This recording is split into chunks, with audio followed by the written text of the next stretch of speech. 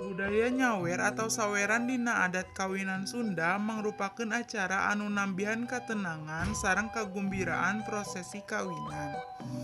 Salaku tambihan, nyawer oge tiasa nyiptakeun suasana hanet turaket antara kulawarga panganten.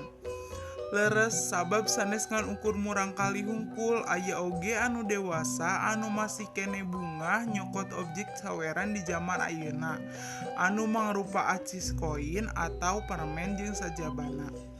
Sababaraha yakin yen nyawer teh tiasa ngajantenkeun si panganten janten jalmi anu murah menangkeun rezeki.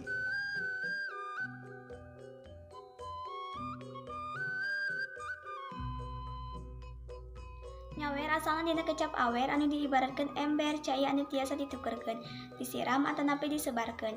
Nanging aya di opini anu ditulis dina buku babagan Putri of Sawer Sunda anu nintelakeun yen nyawer asalna dina kecap pangaweran anu mangrupikeun tempat anu sering ngakenaan cai hujan anu dibawa ku angin ngahiliwir.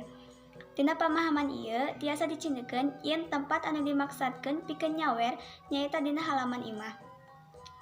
Samantawis eta, percikan cai mangrupikeun objek ragajina. Nyawer atanapi saweran mangrupikeun budaya ngawurkeun sababaraha objek alit ku suku panganten.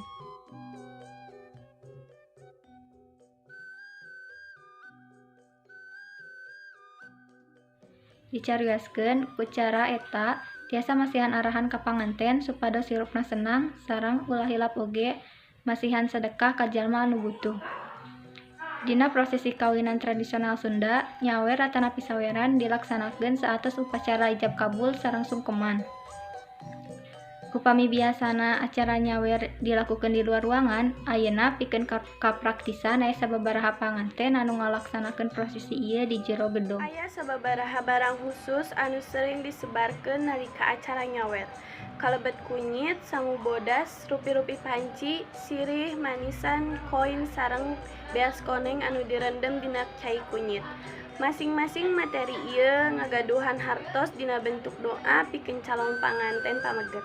Warna koneng kunyit diibaratkeun emas sareng mangrupakeun simbol harepan yen panganten pameget tiasa hirup kalayan seueur rejeki.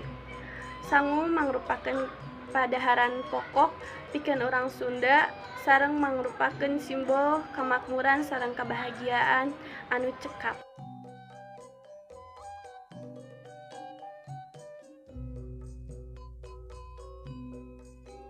Salaku tambahan, koin oge ngalambangkeun kabeungharan. Sedangkeun sengit kembang mangrupikeun harepan yen nami panganten pameget teras-terasan sengit ku tingkah polah anu luhur. Ieu tongsono sirih salaku bentuk doa supados panganten pameget salawasna hirup sauyunan sareng sirih ngartos. Sareng manisan ku raos anu amis janten harepan sehingga kahirupan panganten pameget teras-terasan jalan sauyunan. Dina acara nyawer atanapi saweran, panganten pameget bakal linggih dina kursi sareng dipayungan ku payung anu dihias indah.